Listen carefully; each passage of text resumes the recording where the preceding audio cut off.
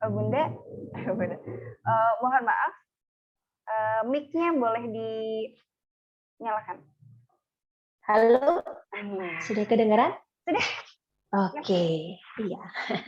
Ya, bismillahirrahmanirrahim. Assalamualaikum warahmatullahi wabarakatuh. Waalaikumsalam warahmatullahi Iya, senang sekali. wabarakatuh. Ya, alhamdulillahirabbil alamin. Malam ini qadarullah kita dikumpulkan oleh Allah karena saya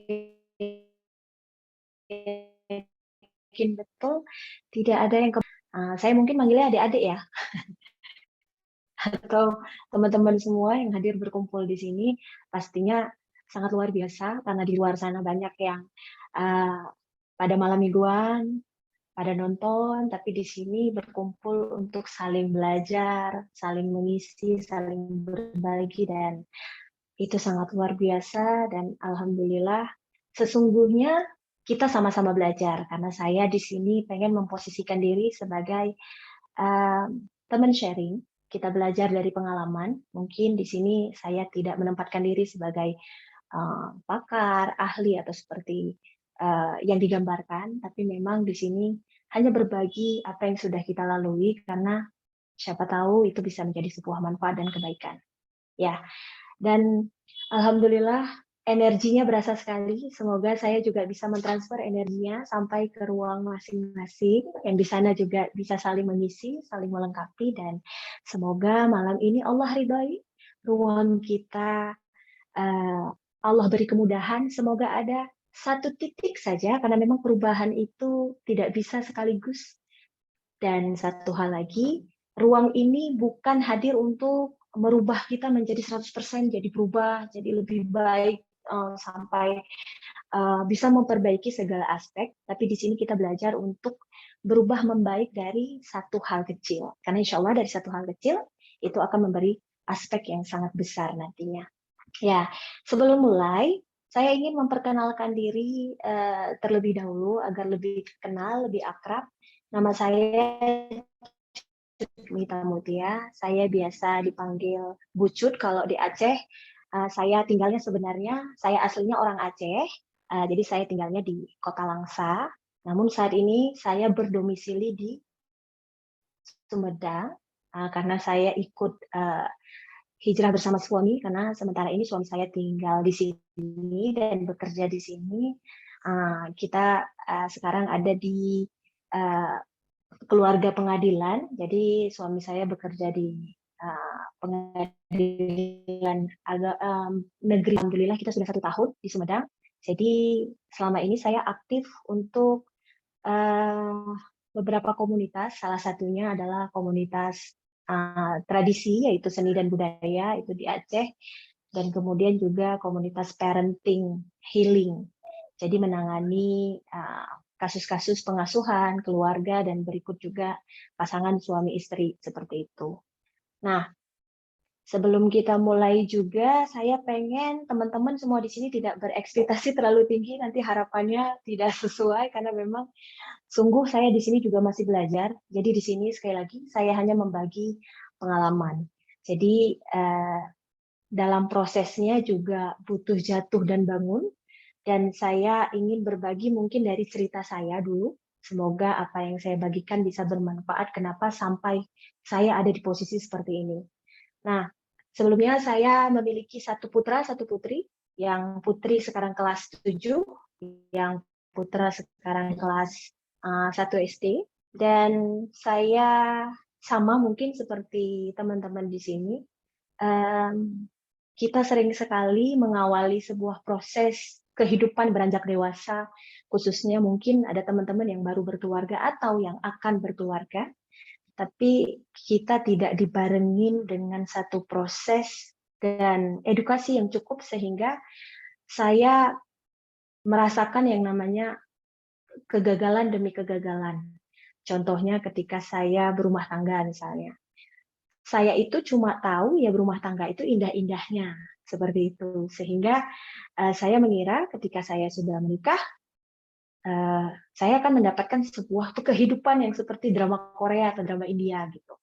Nah, karena memang kita kan nggak pernah dikasih tahu nih, ternyata suasana pernikahan itu seperti apa. Ternyata kenyamanan yang kita impikan itu tidak seindah proses pada saat ta'aruf atau di adik-adik sekarang yang mengenalnya dengan istilah pacaran, walaupun kita nggak mengenal di dalam Islam dengan istilah pacaran, tapi akhirnya kita shock. Tambah lagi ketika kita punya anak, akhirnya membuat kita lebih kaget lagi. Karena memang pengalaman yang saya pernah lalui, semoga ini tidak diikuti, ketidakmampuan saya untuk memproses, ketidakmampuan saya untuk mengenali diri, ketidaktahuan saya tentang sebuah proses ini, akhirnya membuat orang-orang terdekat itu menjadi korban dari perilaku, dari tindakan. Kalau sekarang istilahnya toksik. Nah, kalau memang sekarang kan yang lagi ngetren, orang sering menyebutinnya toksik seperti itu. Nah, akhirnya anak dipukuli misalnya, anak dicubit, atau anak dibentak, atau anak maki lebih jauh. Kemudian hubungan pasangan yang tidak hangat, tidak teduh lagi. Nah, ini berasal dari hal-hal yang akan kita bahas malam ini. Apa itu healing ketika kita sekarang lagi ngetren, di mana sekarang banyak sekali di mana-mana kita dengar self healing apa sih sebenarnya? Mungkin di sini saya nggak akan mengeluarkan banyak teori karena memang adik-adik semuanya, teman-teman di sini pasti sangat lebih mudah mendapatkan literasi tentang apa itu tentang self healing. Tapi di sini kita ngomong apa yang kira-kira bisa kita ambil malam ini dan bisa langsung kita praktekkan. Mungkin dari pengalaman yang sudah kita jalani, dan saya bisa berbagi dengan ruang di mana ketika saya menangani beberapa klien, memang itu semoga itu menjadi sebuah pembelajaran kita hari ini. Nah, sering sekali karena kita saat ini media informasi itu full sekali, banyaknya akses-akses di mana kita membaca tentang artikel-artikel yang kita dapatkan tentang kesehatan mental saat ini, akhirnya sering sekali kita menjudge dan kemudian melabel diri. Seolah-olah misalnya, oh jangan-jangan saya anxiety nih, oh jangan-jangan saya ini punya trauma nih, oh jangan-jangan saya punya labeling-labeling yang sebenarnya label itu akhirnya kita sematkan ke dalam kita dan akhirnya membuat itu makin diperkuat. Nah, saya pengen agar malam ini kita belajar untuk mensterilkan itu dulu. Kenapa? Karena sering sekali labeling-labeling yang tertempel itu tanpa sadar itu kita ciptakan sendiri. Nah, jadi senang sekali orang ketika mengatakan misalnya istilahnya beberapa perilaku-perilaku kecemasan yang akhirnya ketika kita baca, kita melemparkan itu pada diri kita. Nah, mari kita belajar untuk melabel diri kita dengan yang baik-baik seperti itu. Malam ini saya pengen sifatnya kita sharing. Saya mau adanya interaktif. Kalau nanti memang sistemnya seperti apa, itu boleh di-share, jadi kita lebih enak. Dan kemudian yang kedua, saya mohon apapun yang terbagi malam ini, mohon diambil yang sesuai, dan kalau ada kebaikannya, karena memang sekali lagi, kita semua berbeda. Setiap keluarga itu unik dan punya warnanya masing-masing. Jadi apa yang saya anggap baik itu belum tentu bisa diterima oleh beberapa teman-teman di sini, karena setiap keluarga itu punya keunikannya masing-masing. Kemudian yang keempat, kita nggak boleh ketika berekspektasi terlalu tinggi. Artinya balik lagi seperti yang saya katakan di awal, perubahan itu harus mulai dari titik terkecil seperti itu. Nah, kita masuk tadi dalam tema besar kita yaitu healing. Untuk saat ini banyak sekali kita melihat perilaku-perilaku sekitar, misalnya perilaku teman, perilaku pasangan, perilaku orang-orang di sekitar. Ada kalanya mereka mengeluarkan kata-kata yang sangat tidak menyenangkan. Ada kalanya mereka berperilaku sangat tidak baik. Rata-rata yang dikeluarkannya itu kata-kata yang sangat menyakiti dan menyayat hati. Nah, sering sekali tanpa sadar, sebenarnya ada kalanya kita sendiri pun sering melakukannya. Apakah itu ke anak, apakah itu ke pasangan, ataupun ke teman-teman sekitar. Nah, hari ini ketika kita berperilaku sangat menyakiti orang lain, ketika orang lain ataupun bahkan diri kita sendiri, ketika kita sensitif, ketika kita sangat mudah tersinggung, ketika diri kita sangat mudah terdistraksi dengan sesuatu, baperan kalau istilah anak-anak sekarang. Ketika kita sangat mudah marah, dan kita berlebihan merespon, mungkin itu merupakan sebuah tanda untuk masuk ke dalam sebelum kita mencari jalan keluar. Dan kita bertanya, ada apa dengan diri kita? Tandanya sangat mudah. Ketika kita merespon sesuatu yang sebenarnya tidak terlalu bahasa mudah pasarannya gimana ya? Terlalu mudah terpancing dengan hal-hal yang kecil. Contohnya ketika, kalau saya nih, kalau yang sudah menikah, mungkin adik-adik di sini ada yang sudah menikah, ketika padahal anak numpahin air misalnya.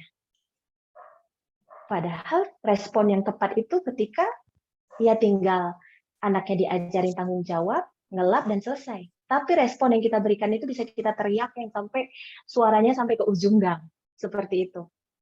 Atau misalnya teman-teman nih yang memang belum menikah, kayaknya tuh gedek sekali tengok temen yang memang mereka lebih sukses atau mereka lebih keren, mereka lebih oke, mereka lebih jago, tuh kayak hati tuh kayak ada greget-greget gitu. Rasanya tuh kok kayak nggak nyaman. Ketika aku tidak bahagia melihat orang bahagia, itu kuncinya. Ketika aku sangat terganggu ketika melihat orang berbahagia, dan aku menderita ketika melihat orang menderita, berarti ada something di dalam diri kita. Mungkin itu bahasa pasaran yang memang mudah dimengerti. Saya nggak akan menggunakan bahasa-bahasa psikologi, karena hari ini mari kita belajar untuk bagaimana ini mudah dipahami. Ketika kita sangat tertekan ketika melihat orang senang. Ketika kita nggak senang, ketika melihat teman-teman kita jauh lebih sukses. Sepertinya itu sebuah tanda saatnya kita masuk ke dalam. Atau yang kedua, kita lihat status teman nih. Padahal teman kita ngomongnya apa, tapi kenapa kita yang merasa tersayat-sayat hati?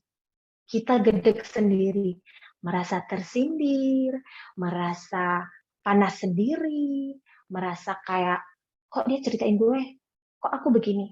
Nah, berarti itu tanda saatnya masuk ke dalam. Mungkin seperti itu. Atau yang ketiga, sangat sensitif. Sensitif itu perlu, tapi sangat sensitif berlebihan. Misalnya, kita pengen menguasai, misalnya gini, kita punya teman, tapi misalnya kita akrab nih dengan 5 orang, nih biasa nih adik-adik yang masih lagi gaul-gaulnya nih kan sering punya apa bahasa sekarang bestie gitu ya. Jadi, nah sering sekali itu ketika ada teman yang lebih akrab ke teman yang lain tuh kita mudah rapuh. Kita tuh kayak marah, kita tuh kayak nggak suka ketika teman dekat kita itu kayak lebih akrab sama orang lain. Kita tuh kayak ngerasa hancur sendiri. Atau hal-hal kecil yang sebenarnya nggak jadi persoalan, misalnya teman ngajak si A dan si B pergi ngebakso bareng.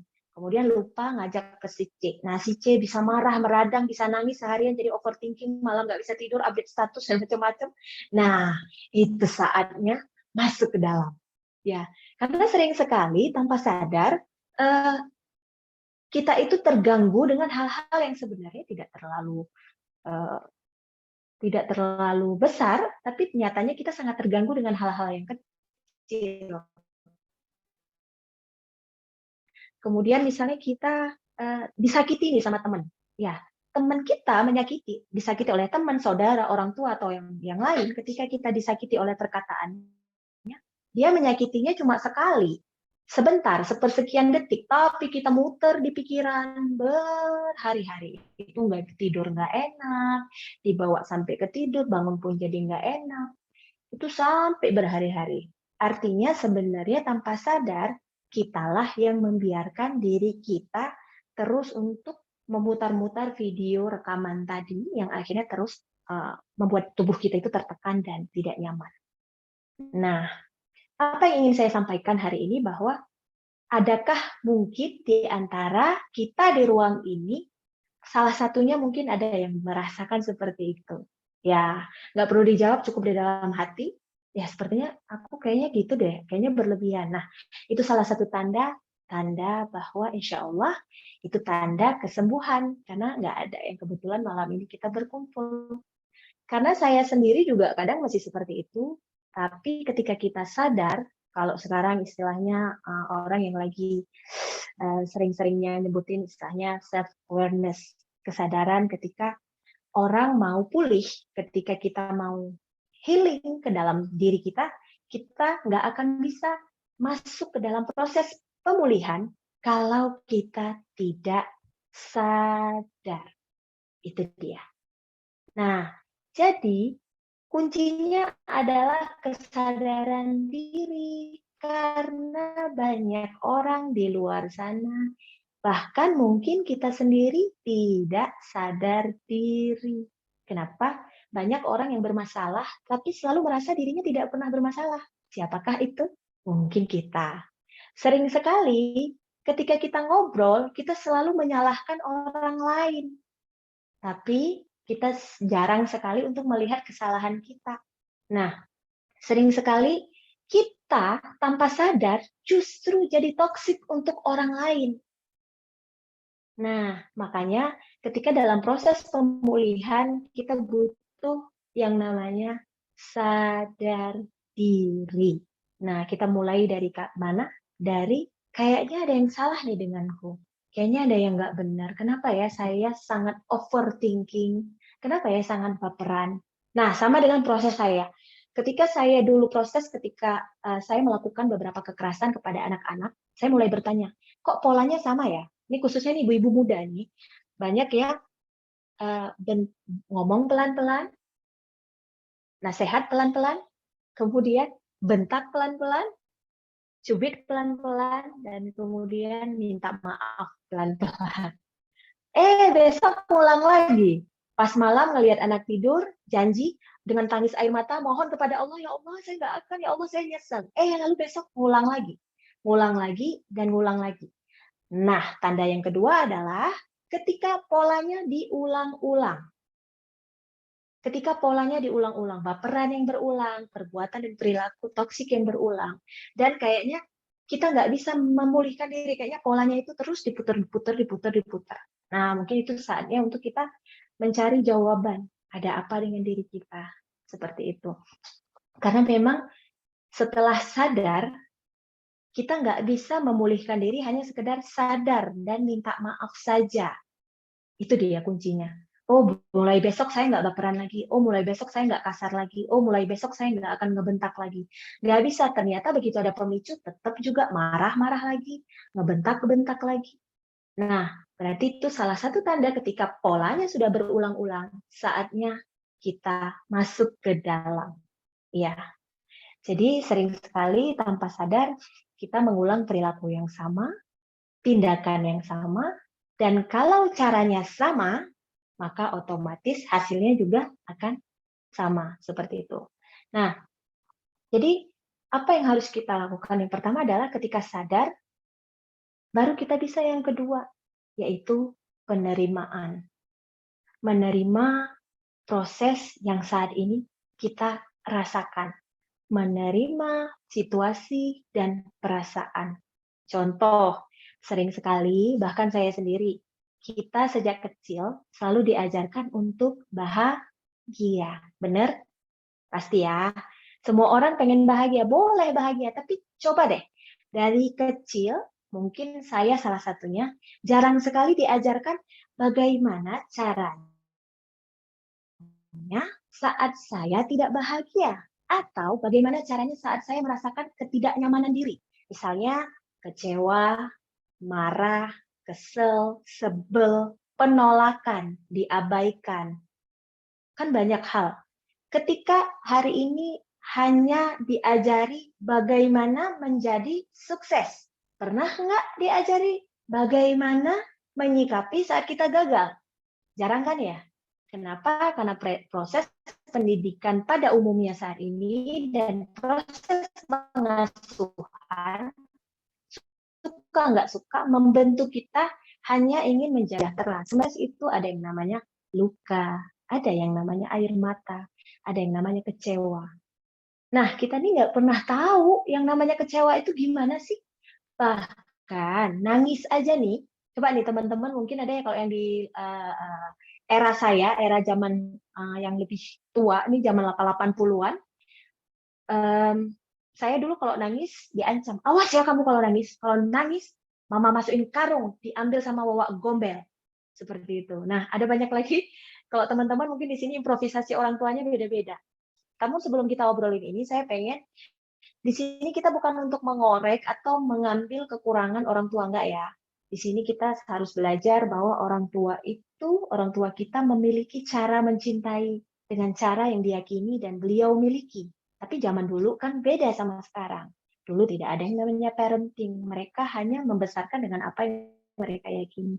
Tapi kenapa kita perlu tahu ke belakang agar kita tahu sumber masalah, biar kita tahu kita tuh kenapa, sumbernya itu dari mana, pembentukannya seperti apa. Karena balik lagi, kalau saya balik ke depan nih, kita lompat-lompat, yang penting ambil aja ya. Banyak sekali karena artikel-artikel tadi, akhirnya orang banyak menjadi salah kaprah, mengkambing hitamkan dalam tanda kutip, seolah-olah ini karena orang tuaku nih, ini karena keadaanku nih, ini karena situasiku sehingga aku berperilaku seperti ini. Jadi hari ini kita berbicara tentang pengasuhan yang dulu hanya sebagai rujukan, sebagai cerminan, agar jadi kaca spion sesekali lihat ke belakang supaya kita belajar untuk mengambil kebaikan. Dan kita tahu nih dari sumber masalah. Nah, kenapa luka-luka tadi itu muncul seperti itu?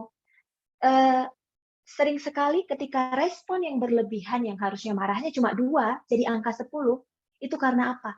Karena banyaknya endapan di dalam perasaan kita. Banyaknya rasa yang tidak nyaman, kita namakan luka yang begitu tertahan di dalam, akhirnya begitu ada pemicu, itu muncrat keluar. Makanya begitu marah, kita marahnya itu berlebihan. Atau ketika kita berespon, responnya itu menyakiti. Kenapa menyakiti? Karena di dalamnya itu penuh dengan rasa yang gak nyaman. Ketika di dalamnya nggak baik, otomatis yang keluar itu juga tidak baik. Nah, balik lagi seperti tadi yang saya katakan, dari kecil misalnya, kita bahkan untuk nangis saja tidak punya tempat.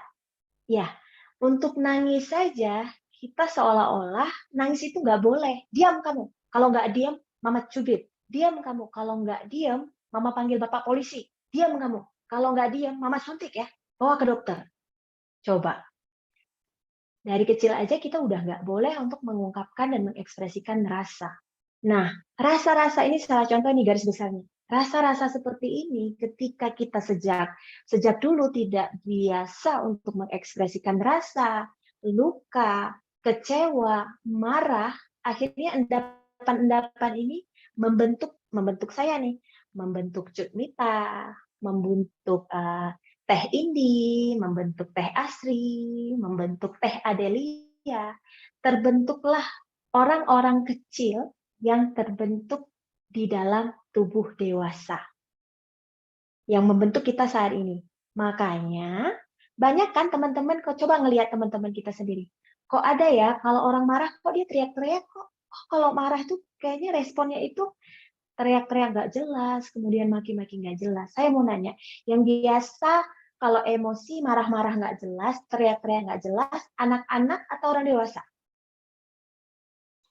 Anak-anak, benar.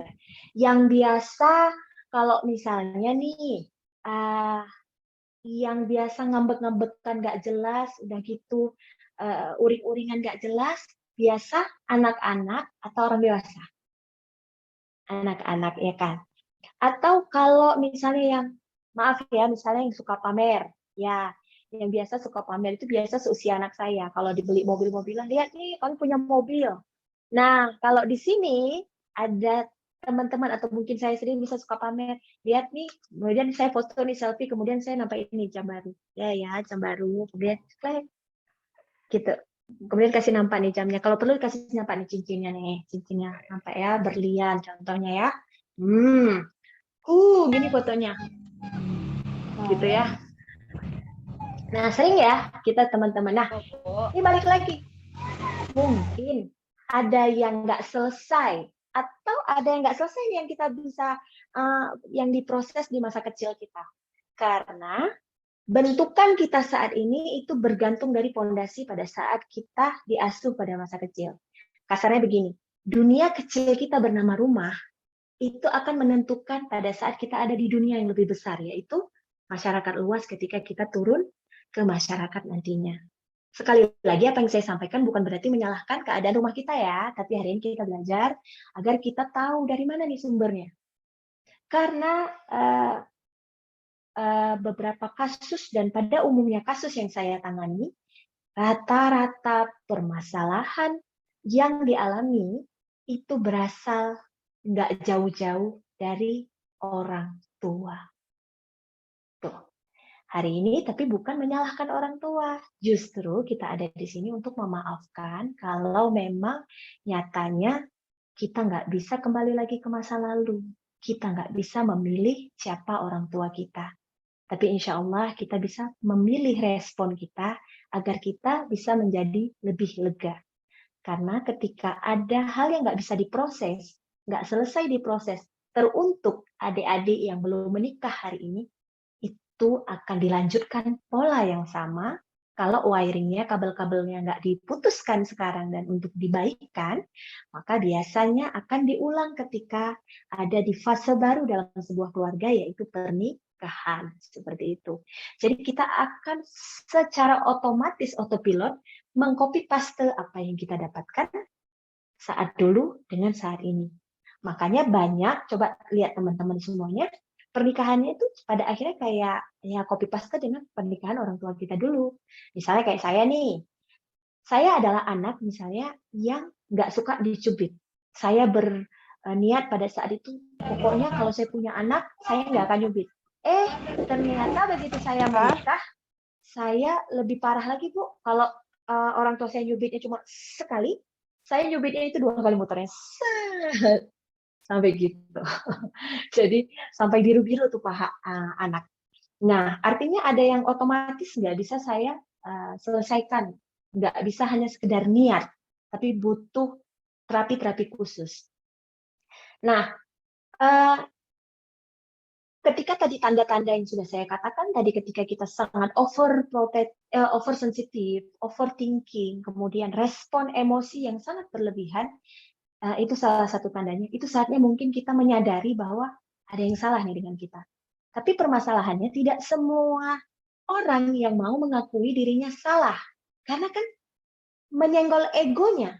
Orang tidak mau kalau disalahkan, apalagi menyalahkan dirinya. Selalu pengennya kan nyalahin orang.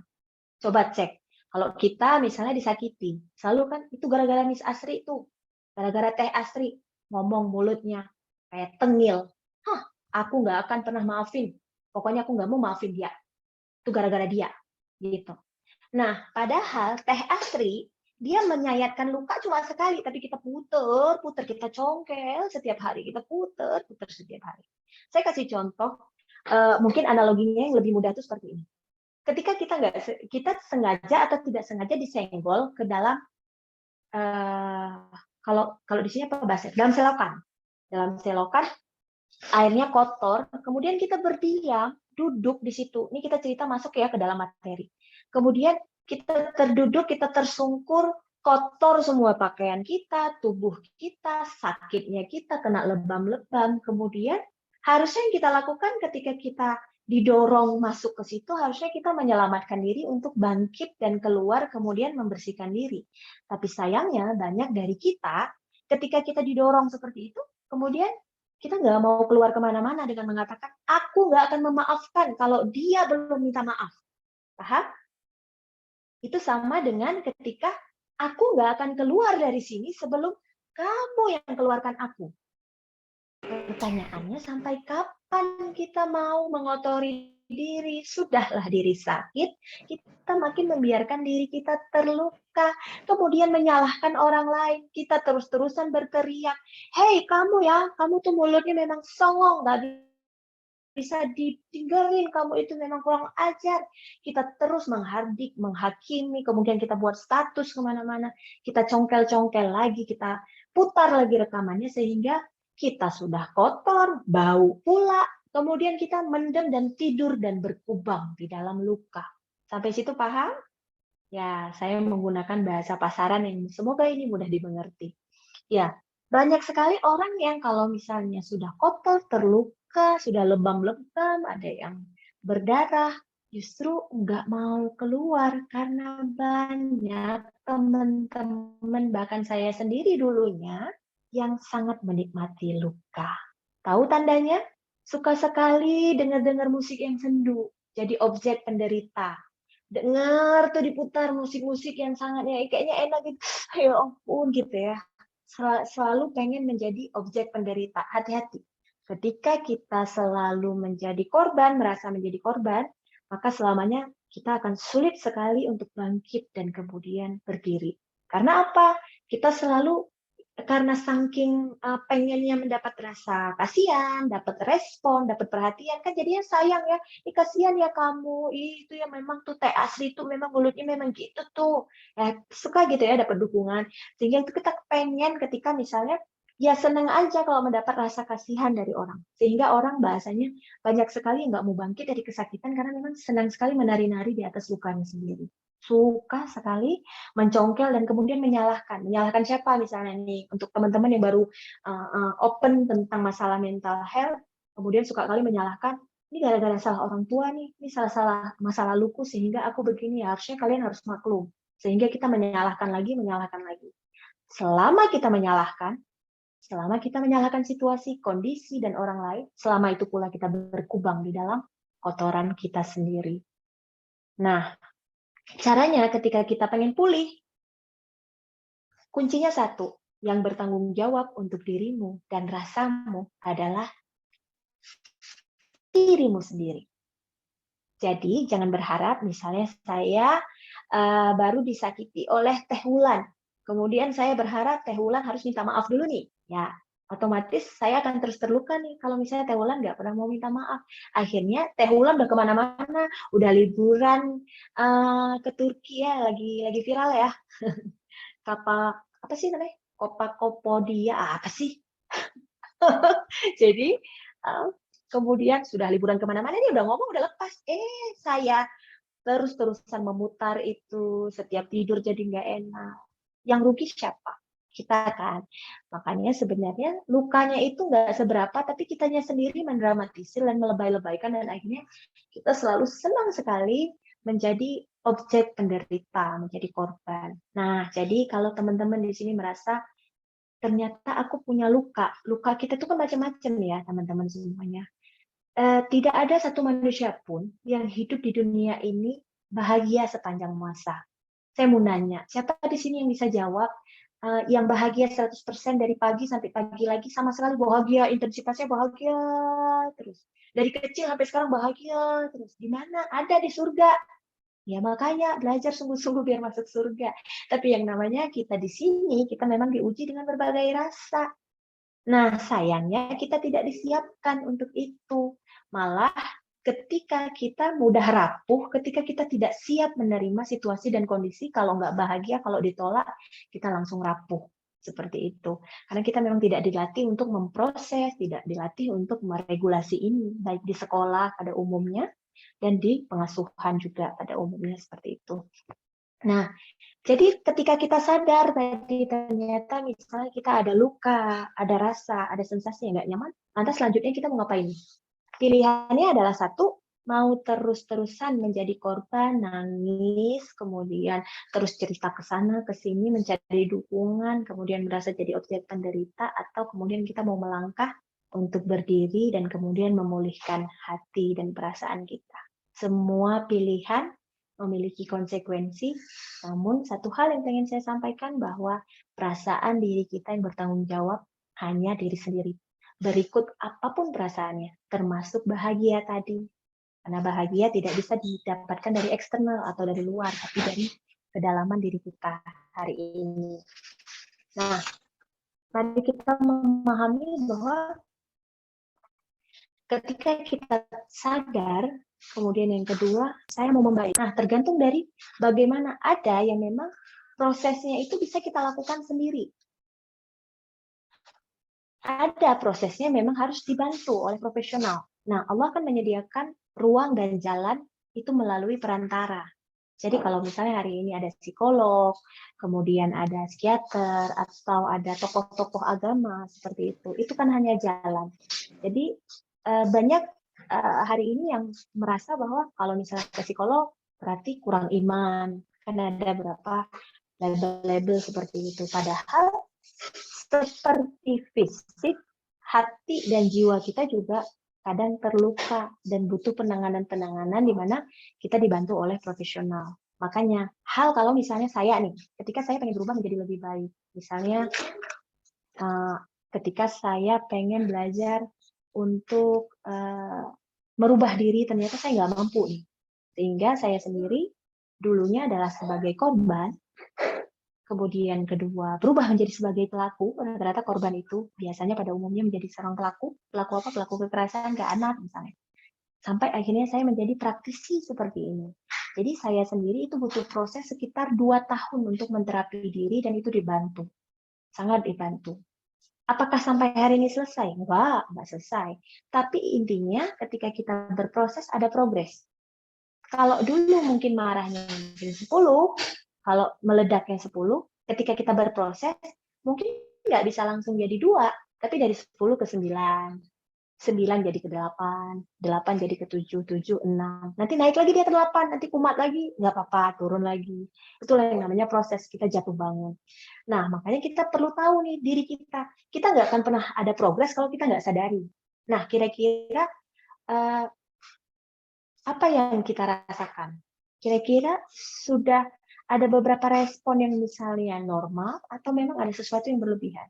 Atau misalnya tanda lain misalnya harusnya di momen-momen tertentu, misalnya kita nih ada momen teman lagi senang-senang atau ada syukuran, tapi tiba-tiba mood kita tuh kayak ketarik gitu ya, pernah nggak ya? Tiba-tiba nangis sendiri, nggak tahu kenapa. Tiba-tiba tuh pengen marah sendiri, kemudian pengen nangis sendiri, kemudian mood yang naik turun. Nah, itu mungkin adalah salah satu alarm tubuh. Sebenarnya alam bawah sadar kita itu mengirimkan signal-signal yang sering kita abaikan. Misalnya ketika marah harusnya respon kita seperti apa. Tapi ketika kita kecewa harusnya respon kita seperti apa. Nah, karena pendaman-pendaman ini terus kita endapkan, akhirnya alarm di tubuh kita mati atau rusak. Karena kita sering abaikan mereka. Saat marah atau saat keadaan nggak baik-baik saja, kita sering bilang, alah udahlah nggak apa-apa. Kemudian pura-pura tersenyum sama orang lain, menyimpan kesedihan, menyimpan luka, seolah-olah kita tuh pengen terlihat selalu kuat, padahal kita kan manusia. Sehingga alarmnya mati. Tandanya di mana? Ketika sebuah respon emosi itu nggak sesuai lagi. Harusnya senang, malah nangis.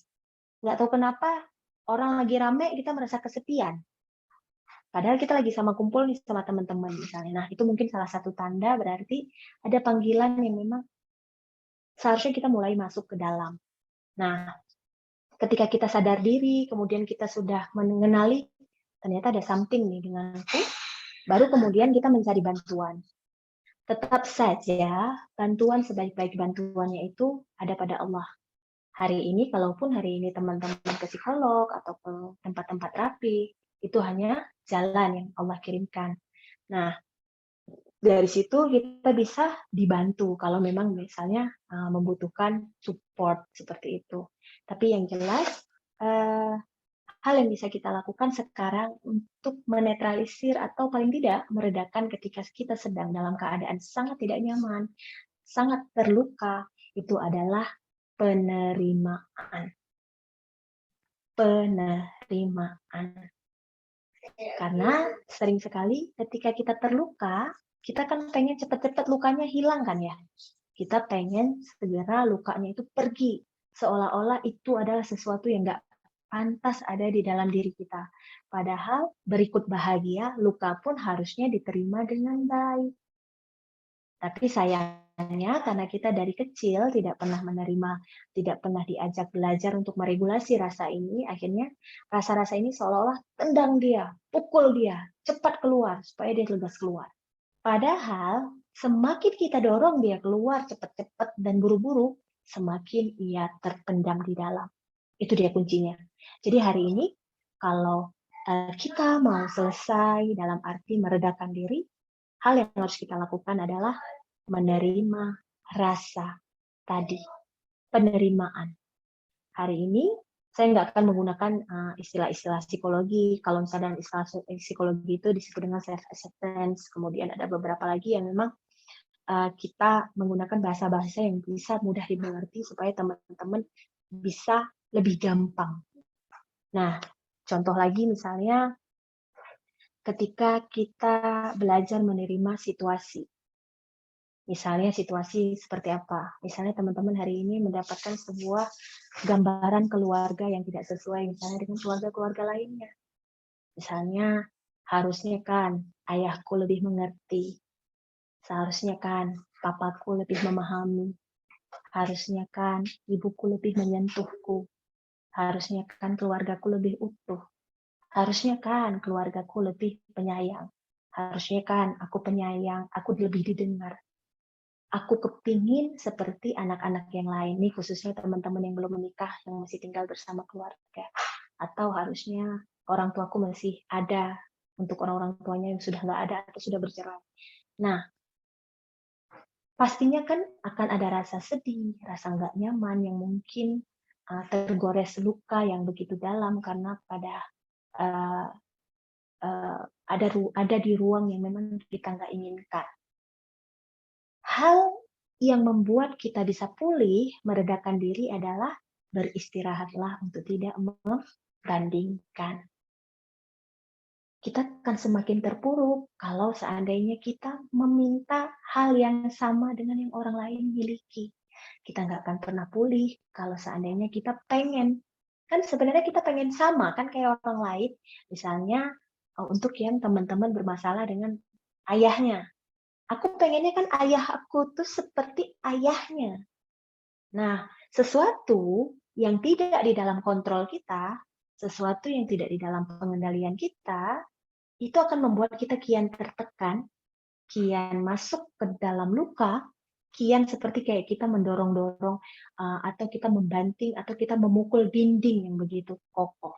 Yang sakit diri kita, yang berdarah diri kita, ketika kita terus membandingkan diri kita. Atau kemudian kita bertanya, kenapa harus aku? Kenapa nggak dia aja? Kadang kita merasa kayak kita aja yang menjadi orang yang paling menderita di dunia. Padahal setiap orang itu punya rasa yang tidak nyaman, punya ujiannya masing-masing. Tapi satu yang pasti, Allah nggak mungkin salah pilih. Allah ngasih itu sesuai dengan porsinya. Jadi, sering sekali kita bertanya dan mempertanyakan hal-hal yang terus menekan kita ke dalam. Nah, hari ini kita sadar betul hari ini lukanya tuh sebenarnya dari mana. Sering sekali toksik di luar itu dimulai dari rumah. Nggak usah jauh deh. Misalnya anak-anak yang sekarang misalnya yang suka ngebully misalnya. Suka nyakitin teman, suka ngemukul. Itu rata-rata itu berasal dari ketidaknyamanan yang dibawa dari rumahnya. Bisa jadi dia tidak hangat dengan orang tuanya, ada perilaku orang tuanya yang kemudian dipresentasikan ke dalam sekolah. Biasanya dia mengganggu seperti itu. Atau anak-anak yang saat ini kecanduan games, pornografi, itu rata-rata itu berasal dari ketidakhangatan antara ia dan orang tuanya. Seperti itu. Nah, makanya penting nih kita bertanya, sumbernya itu dari mana? Sumber yang ketika kita paham sumbernya dari mana, kita bukan untuk tambah menyalahkan keadaan kita, tapi bagaimana kita belajar menerima. Tapi proses penerimaan itu pasti nggak mudah. Pasti nggak mudah kan ya? Karena apa? Karena proses penerimaan itu kan akan menyentuh ego kita. akan membuat kita yang terluka. Kenapa harus aku yang bisa? Kenapa harus saya? Kenapa harus aku gitu? Nah, proses penerimaan ini adalah proses yang memang sangat tidak mudah, tapi hidup di dalam luka, kemudian kayak tadi berkubang di dalam luka juga jauh lebih tidak mudah. Makanya mulai dari mana? Menerima misalnya contoh-contohnya istilahnya memberi sebuah respon-respon ketika kita belajar untuk memberi sebuah kata-kata yang jauh lebih baik daripada bertanya kenapa harus aku ya Allah. Mungkin kita bisa mencari atau mengganti kata-kata ya Allah, walaupun aku sakit hari ini, namun ku terima ya Allah. Aku terima dan aku terima perasaan ini. Aku terima perasaan marah ini. Aku terima perasaan tertekan ini. Aku terima perasaan tidak nyaman ini. Aku terima. Tidak ada segala sesuatu yang terjadi tanpa izinmu, namun kuatkan aku ya Allah. Pulihkan aku dan redakan aku. Bantu aku ya Allah. Nah, lebih lega kan ya? Daripada kata-kata yang tadi, ketika kita terus mengeluarkan kata-kata kritik dengan diri kita, atau kemudian kata-kata yang sangat kasar, menyalahkan situasi, atau bahkan menyalahkan Allah. Kenapa ya Allah? Kenapa harus aku? Kenapa enggak orang lain? Kenapa aku enggak seberuntung ini? Nah, kata-kata seperti itu. Kemudian rata-rata luka ini biasanya ada karena diabaikan misalnya. Banyak sumber-sumber luka yang memang salah satunya yang tadi oleh perilaku keluarga yang tanpa sadar kata-katanya itu sangat menyakiti atau diabaikan. Diabaikan misalnya orang tuanya tidak hadir atau dititipkan ke orang lain atau kemudian ditinggalkan. Nah, pengabaian-pengabaian seperti ini tuh membuat diri sangat merasa nggak berarti, rasa tidak dihargai. Makanya kenapa kita penting untuk setelah belajar itu kita ada yang namanya harga diri, seberapa berharganya diri kita.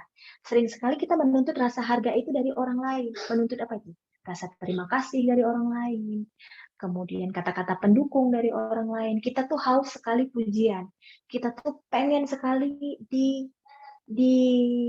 apa ya istilahnya? Pengen dipuji, pengen ditinggi-tinggiin gitu. Nah, itu juga salah satu tanda kenapa kita tuh sangat nggak pengen mendengar sesuatu kata yang merendahkan misalnya. Jadi ketika sedikit aja diberi masukan atau kritikan, kita langsung pecah, kita langsung rapuh. Itu mungkin salah satu tanda di mana saatnya kita belajar untuk membangun harga diri, artinya rasa berharga kita. Kita biasa menyebutnya itu sebagai self-worth, seperti itu. Nah, yang harus disadari oleh teman-teman di sini bahwa kita nggak akan pernah bisa menghargai orang lain atau mendapatkan sebuah penghargaan ketika kita tidak menghargai diri kita sendiri. Itu dia. Kita tidak akan bisa menghargai orang lain ataupun mendapatkan penghargaan orang lain dengan patut ketika kita nggak bisa menghargai diri.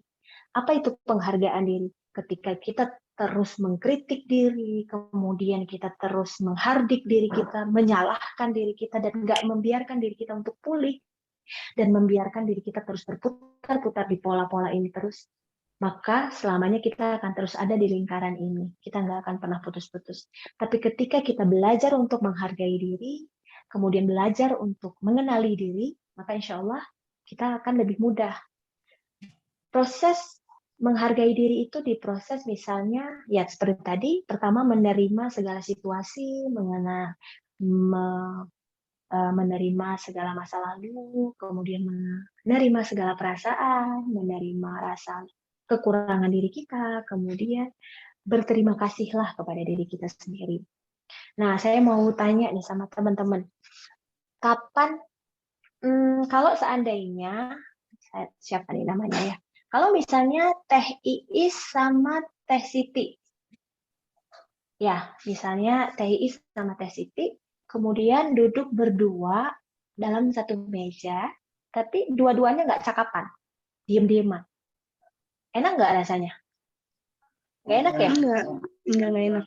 Nah, nggak cakapan sama sekali, pokoknya diem-dieman dan nggak pernah, pokoknya nggak mau nanya aja, pokoknya ya udah gitu aja, pasti nggak nyaman kan ya? Iya, paling nggak enak kalau diangguri atau dengan orang tua, tapi kita didiam terus. Pasti rasanya kalau ketika kita nggak diajak komunikasi nggak enak. Nah, sekarang saya tanya sama teman-teman semuanya, kapan terakhir kali kita berkomunikasi sama diri sendiri? Ayo, ayo. Kapan terakhir Anda sendiri terkoneksi dengan diri Anda sendiri, dengan diri saya sendiri? Coba. Sering sekali kita itu sibuk dengan media sosial dan kita kerjakan hari ini sebuah agen perubahan, kita sibuk menjadi itu, tapi kita nggak sadar kita telah mengabaikan diri kita. Ada kalanya bahkan saya dulunya itu mencari sebuah ruang itu hanya sebatas eksistensi untuk mendapatkan sebuah pengakuan. Ayo kita masuk ya. Ada kalanya saya pengen muncul nih dulunya, saya masuk ke satu organisasi, satu panggung ke panggung yang lain demi untuk mendapatkan, ih kamu hebat loh, ih kamu biasa. Cuma untuknya saya selalu disalahkan, saya selalu dibandingkan, saya nggak pernah mendapatkan sebuah respon positif, sehingga saya terus mencari aktif di mana-mana tanpa saya sadar justru itu adalah sebuah pola yang dimana ketika saya karena kebutuhan orang lain, kebutuhan manusia itu kan diterima. Ketika dia tidak diterima, terlebih oleh orang tuanya, maka ia akan terus mencari. Makanya kita perlu tahu, kita melakukan ini untuk apa? Kita mau kemana? Makanya kita perlu mengenali diri kita sendiri, menyadari arahnya ini kemana.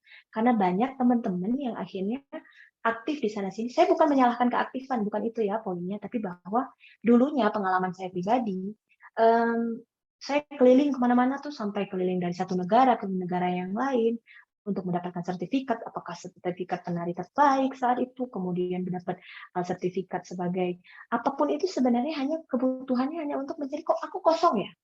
Ketika aku pulang ke rumah, kok saya kosong ya? Kok rasanya hampa, kok nggak tenang? Ternyata yang saya cari adalah sesuatu yang kosong. Karena memang ada yang kosong nih, di dalam rongga jiwa nih masih kosong, akhirnya saya mendapatkan sebuah pengakuan dari orang banyak. Ternyata itu yang saya cari. Tapi selama kita mencari hal yang sebenarnya ilusi seperti itu hanya akan mengisi sementara. Tapi kita akan balik lagi ke kosong-kosong lagi. Makanya tadi saya kasih pertanyaan. Kapan terakhir kali kita terkoneksi dengan diri sendiri? Kapan terakhir kali kita terhubung dengan diri sendiri? Kapan coba ketika kita bertanya, apa kabar? Nih, ketika kita tanya nih, apa kabar Indi? Misalnya, Indi, baik-baikkah hari ini? Siti gimana kabarnya di dalam? Kamu baik malam ini? Ataupun ada yang kamu simpan? Ada rasa terdalam? Atau hari ini, apa kabar Iis? Apa kabar Adelia? Apa kabar hari ini Cintami? Apa kabar perasaanmu hari ini Wulan? Karena memang jarang sekali kan orang tua yang bertanya, gimana perasaanmu Dian? Apa kabar perasaanmu malam ini Ayu?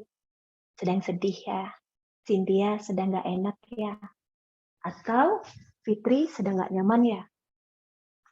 Nah, karena memang sering sekali kita di rumah jarang menanyakan perasaan.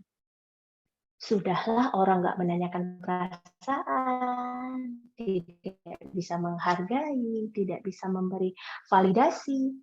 Kita sendiri juga terus menghukum diri kita dengan terus menyalahkan, menuntut ekspektasi yang tinggi. Kamu harus jadi orang yang nomor satu, kamu harus terdepan, kamu harus jadi aktivis yang luar biasa, kamu harus berjuang.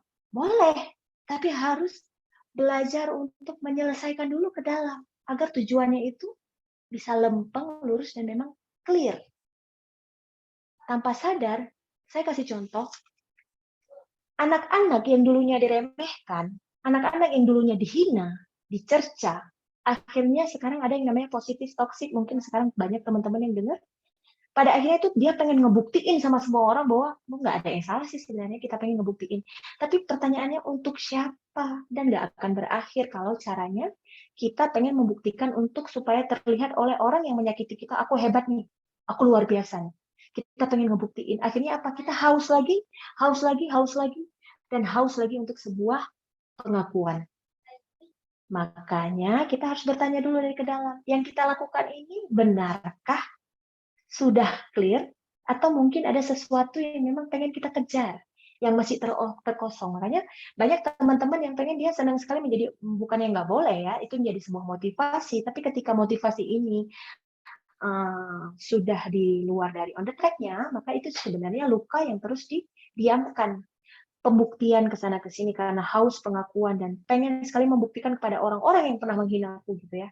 Akhirnya kita nggak bisa belajar yang namanya memaafkan. Bahwa kita berbuat hari ini ya memang lillahi ta'ala. Bahwa kita berbuat hari ini yang untuk berbuat saja, clear. Tanpa harus diucapkan terima kasih, tanpa harus diberikan sebuah penghargaan. Karena apa? Karena diri kita sudah berharga.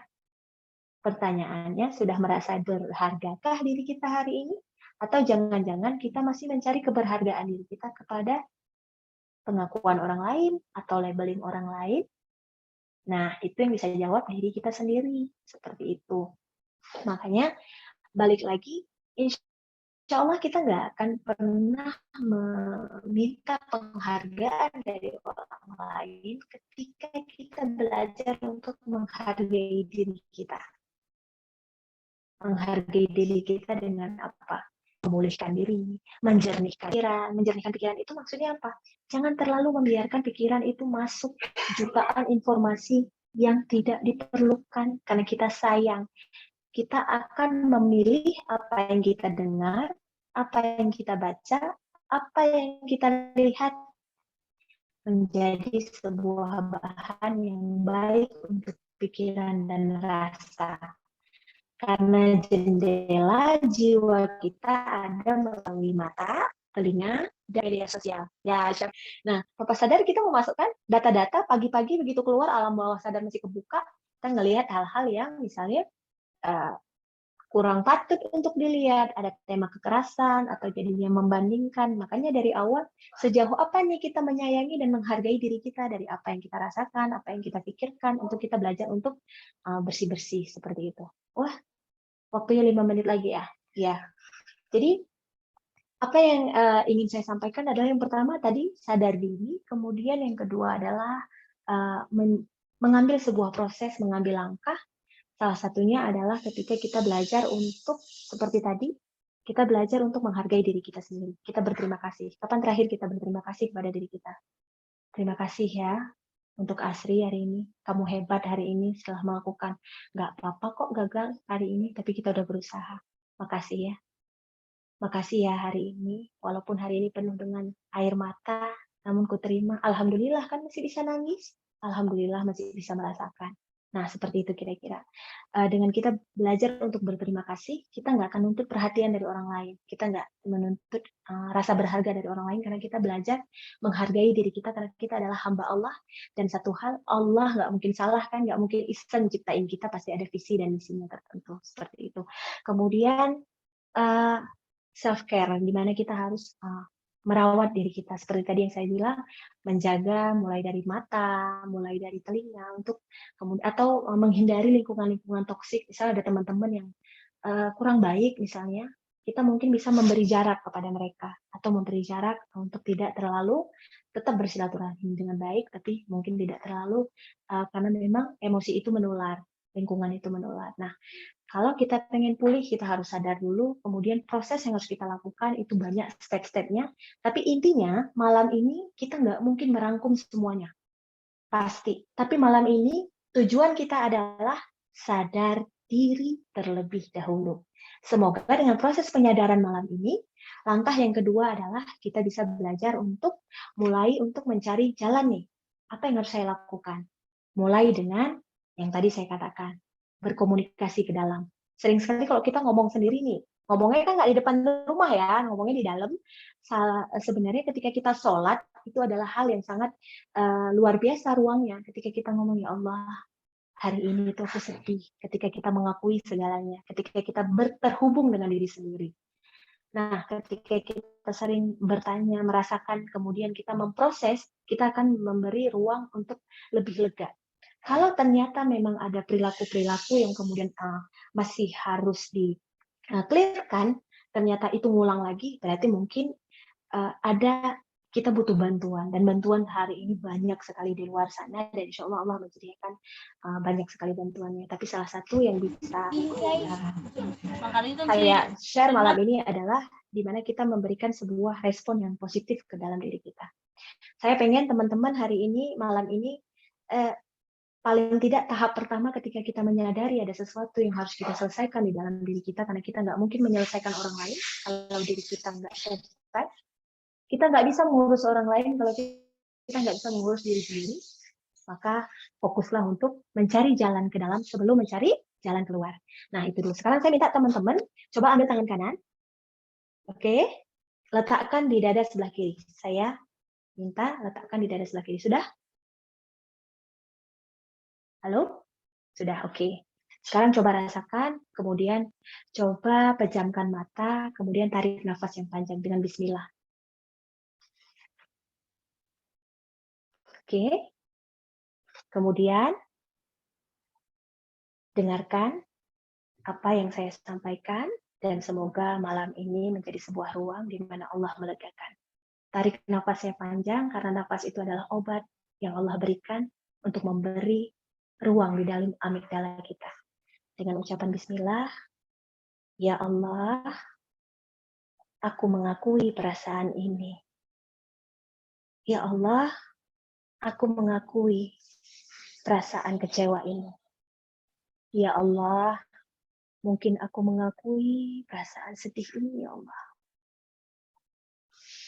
Namun meskipun aku merasa kecewa, meskipun aku merasa sedih, namun aku ikhlas. Aku ikhlas. Aku ikhlas, ya Allah. Ku terima, dan ku terima. Ya Allah, aku terima semua permasalahan yang terjadi padaku, beserta perasaan-perasaan sedih dan kecewa ini, ya Allah. Aku akan terus belajar untuk menerima takdir-Mu, ya Allah.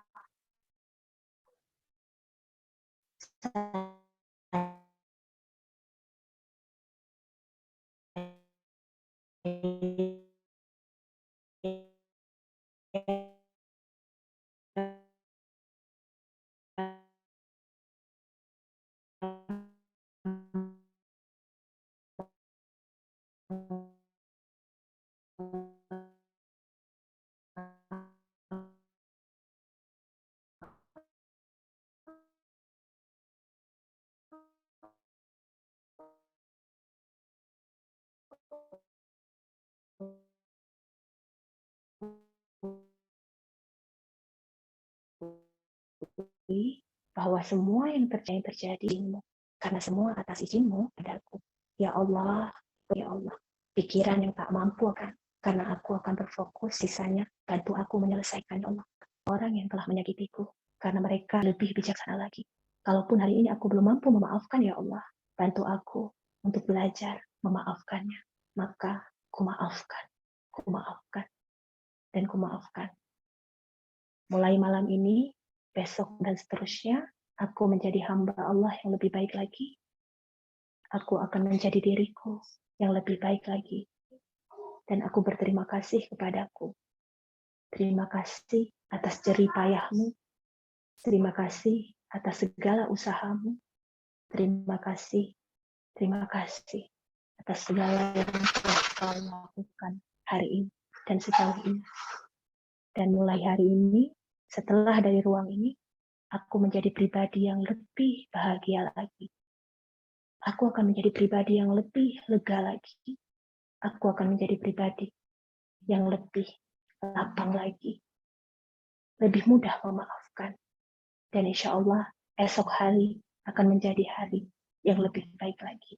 Sekarang tarik nafasnya panjang 3 kali. Aku lega, ya Allah. Ku tarik bahagiaku ya Allah. Ku buang resahku. Ku tarik ikhlasku ya Allah. Dan aku lega. Sekarang buka matanya dan tersenyum. Pelan-pelan buka matanya dan senyumlah dengan ikhlas. Sekarang boleh buka matanya. Pelan-pelan, pelan, dan pelan.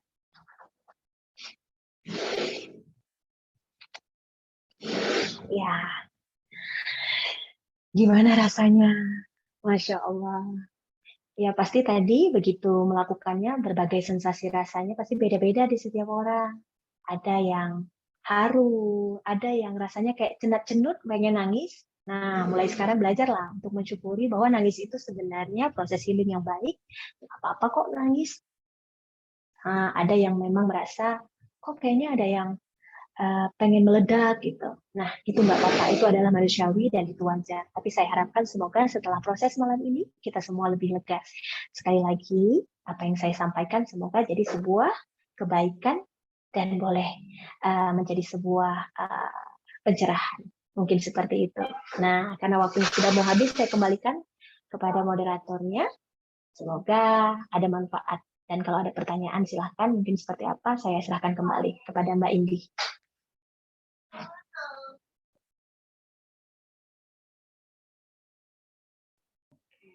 Masya Allah. Terima kasih Ibu Cid. Masya Allah ini luar biasa sekali. Betul-betul nggak tahu speechless gitu. Cenat-cenut rasanya kayak pengen menumpahkan semua tapi perasaannya tuh masih nanggung gitu ya. Kayak aduh ini saya diliatin gak ya? Masih ada seperti itu. Masya Allah, terima kasih Ibu. Luar biasa sekali ini.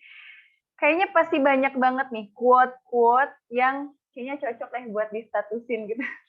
Kayak misalnya tadi bilang dunia itu bukan tempat bahagia. Iya juga sih bener ya. Dunia itu bukan tempat bahagia. Nggak ada orang yang benar-benar stabil bahagia terus. Melainkan dunia itu memang tempat berbagai macam rasa. Masya Allah. Nah sekarang buat teteh-teteh semua, awat-awat semua, barangkali ada pertanyaan, silahkan boleh bertanya.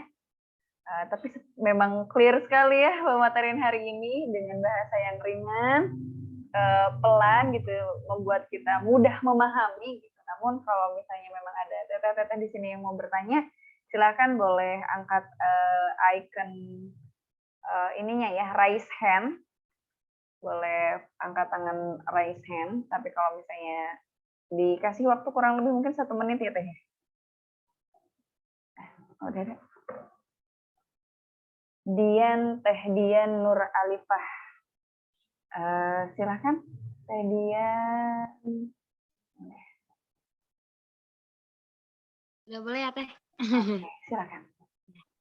Bismillahirrahmanirrahim. Assalamualaikum warahmatullahi wabarakatuh. Waalaikumsalam warahmatullahi wabarakatuh. Sebelumnya perkenalkan diri dulu ya Bu ya. Nama saya Dian Nolipa, saya mahasiswi Unsap semester 8 Ibu. Mau sedikit sharing Bu ya dengan adanya materi ini dengan apa yang sudah disampaikan oleh Ibu sangat relate banget gitu ya Bu ya dengan kehidupan. Bahkan saya sedikit cerita dulu Bu ya. Dari umur 19 sampai 20 itu saya itu mengalami kalau misalnya dibilang buruknya hidup tuh paling buruk gitu. Sebentar Teh.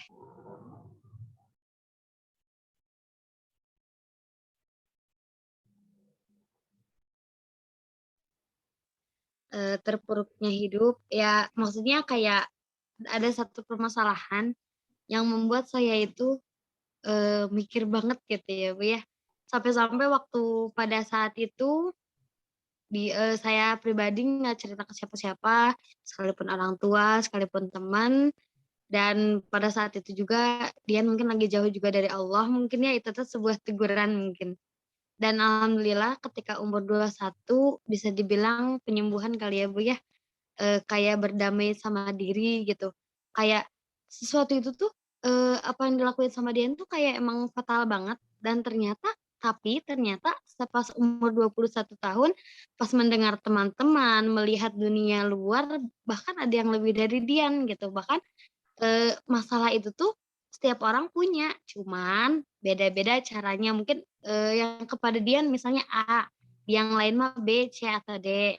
Nah, apa yang minta solusinya tuh kayak gini, Bu, sekali-kali kalau misalnya lagi down gitu ya, Bu, ya, Dian tuh suka ya, astagfirullahaladzim mungkin suka kadang nyalahin diri sendiri sama kejadian yang waktu itu terjadi, tapi kejadian waktu itu enggak negatif, Bu, ya, dalam artian ini mah cuman pencarian jati diri gitu, enggak apa ya, enggak berkenan misalnya, enggak, alhamdulillah. Namun kalau misalnya lagi down itu, kadang ingat lagi masa itu tuh kayak terpuruk lagi gitu, Bu, bagaimana caranya untuk menghadapi perasaan seperti itu supaya Dian tuh ayo bangkit bangkit gitu. Jadi yang itu mah yang udah mah, apa sih Allah kasih hikmah, yang tentu alhamdulillah juga Bu ya terjawab di umur 22 ini, ya bisa dibilang kehidupan itu emang tidak semudah itu gitu. Tapi dengan adanya masalah itu, eee, membuat saya itu, "Oh gini ya kalau buat kehidupan itu seperti ini." Nah mungkin itu Ibu solusinya itu pengen kalau lagi down suka kadang, tapi nggak itu dulu Bu ya, kadang suka menyalahkan diri sendiri sehingga suka merasa terpuruk padahal tidak begitu gitu, orang lain ada yang lebih terpuruk. Nggak sekian Ibu, makasih. Ya, langsung dijawab atau gimana? Boleh langsung dijawab, Bu. Oke. Cara supaya saat down itu kita harus seperti apa? Gitu ya. Caranya ya menerima rasa saat kita memang terpuruk karena kita nggak dituntut untuk selalu kuat terus. Itu aja jawabannya. Kenapa? Karena memang kita manusia itu seperti handphone, ya. Handphone yang memang ada kalanya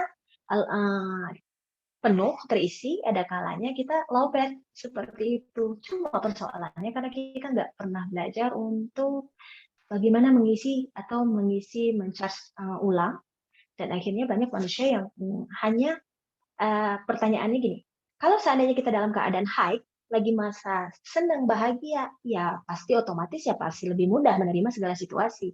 Nah, persoalannya bagaimana ketika dalam keadaan down hari ini? Balik lagi sebenarnya kesimpulan yang saya sampaikan tadi, karena ketika pada saat kita menerima, itu kan otomatis, kita nggak bisa mensetel diri kita, hari ini bahagia, tengkleng, hari ini sedih, tengkleng, hari ini kecewa, tengkleng, kan nggak bisa semudah itu. Cara satu-satunya ketika kita ada di titik terendah, atau kita ingat lagi, karena memang satu, peristiwa yang menyakitkan itu tidak akan pernah bisa dilupakan, itu intinya. Oke, selama kita mencoba untuk melupakan, selama itu pula kita akan terus mengingatnya. Karena peristiwa-peristiwa yang menyakitkan itu, tanda kalau kita udah pulih, kita persis mengingatnya, tapi nggak berasa lagi. Ngerti nggak? Kita nggak berasa lagi sakitnya. Misalnya gini, kasus-kasus pelecehan misalnya.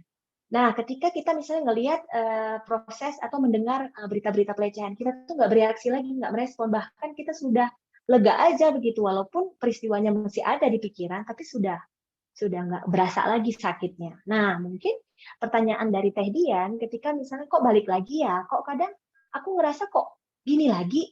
Ya memang begitu, sampai sekarang saya juga begitu, tapi dia persentasenya dengan kita menyadari, dia makin fleksibel, makin berkurang, makin berkurang, makin berkurang. Jadi emosi itu tetap datang, rasa itu tetap kembali hadir, bahkan ada beberapa rasa yang seumur hidup itu akan tetap datang. Tapi bedanya kita udah tahu, selamat datang, nggak apa-apa, datang, ayo kembali, aku peluk, dan makasih ya udah mau datang. Tapi begitu kita terima, dia akan rilis. Jadi kalau hari ini Teh Dian merasa, kok aku harus gini, ya nggak apa-apa, udah terima aja, sadari. Tadi kan balik lagi awareness. Jadi, ya Allah, hari ini aku udah di posisi down. Tapi ketika dalam posisi down, ini ingat ya, ketika dalam posisi negatif, kita itu nggak suka yang namanya dengar nasihat. Jadi nggak usah sok-sokan deh dengar-dengar nasihat. Nasihat itu bukan nggak baik, tapi butuh waktu yang tepat. Contoh, ketika Anda hari ini lagi sedih, begitu sedih kita diceramahin, gimana sih rasanya? Nggak boleh kayak gitu, Teh Dian. Kita tuh harus bersyukur, kita tuh harus ikhlas sama Allah. Syukur kamu tuh nggak seberapa nilainya. Ya memang tahu, tapi ikhlas, sabar, itu butuh ilmu, butuh proses, butuh penerimaan dulu, baru arahnya ke sana. Jadi nggak boleh buru-buru ditolak. Nah, Jadi ketika Dian hari ini Teh Dian hari ini merasakan hal yang begitu, itu normal, wajar. Semua manusia tidak ada dalam posisi on terus, pasti ada di posisi low bed. Tapi pertanyaan selanjutnya adalah bagaimana menyikapinya. Banyak orang ketika rasanya nggak nyaman, dia larinya kemana-mana. Contohnya makan, banyak contoh. Kemudian yang kedua, ngumpul-ngumpul nggak jelas misalnya. Atau yang ketiga ada yang kalau misalnya teman-teman, mohon maaf, misalnya nyanyi-nyanyi nggak karaoke nggak jelas. Atau yang keempat yang paling parah narkoba, karena narkoba memberi sensasi yang sangat menenangkan misalnya. Atau yang kelima jalan-jalan nggak jelas. Jalan-jalan itu pulang kita puyeng lagi. Atau yang keenam misalnya kita belanja seperti itu. Nah, kan banyak pelarian-pelarian. Kita yang namanya lagi stres seperti itu, kita butuh pelarian pasti. Tapi pelarian yang seperti apa? Pelarian yang baik. Jadi belajar untuk sadar. Ketika sadar, ini aku mau kemana nih? Habis itu jangan cepet-cepet pengen bocor ke media sosial. Kan sering gitu ya, apalagi cewek-cewek. Benci aku tengok dia gitu. Kita langsung update status karena pengen didengar. Nah, saat kita sedih, saat kita terluka, kita balik lagi. Berhenti sebentar, diam sebentar, jeda sebentar, kemudian sadari, rasakan, terima, setelah menerima, ketika kita proses, baru kemudian kita melanjutkan. Mau ngapain nih? Contoh ketika kita lagi marah, kita lagi nggak nyaman, lagi marah, jangan ngomong dulu, kan ngomongnya pasti sampah semua, pasti rasanya nggak enak. Jadi kita harus terima dulu rasa marahnya, terima lowbacknya, terima nggak enaknya, penerima lemahnya, karena kita manusia, kita bukan superwoman, Teh Dian. Jadi nggak bisa selalu ada di posisi tinggi seperti itu. Jadi yang harus kita lakukan hari ini adalah proses penerimaan bahwa ada kalanya kita ada di titik terendah, tapi bagaimana supaya titik terendah ini jangan makin dengar hal yang nggak baik. Jangan nonton drakor yang aneh-aneh, maksudnya yang memberikan respon tidak baik, tapi cari bantuan, membantu terus diri sendiri dengan menerima. Ketika menerima, kita akan lebih mudah. Perasaan harus diterima, namun perilaku harus dibatasi. Paham ya? Kira-kira begitu. Jadi, kalau pertanyaannya kenapa ya saya begitu, jangankan Anda, psikolog-psikolog tertentu, bahkan tokoh-tokoh agama juga merasakan naik turun. Gitu. Jadi memang itu adalah proses manusiawi sekali. Mungkin seperti itu, Teh Dian. Terima kasih.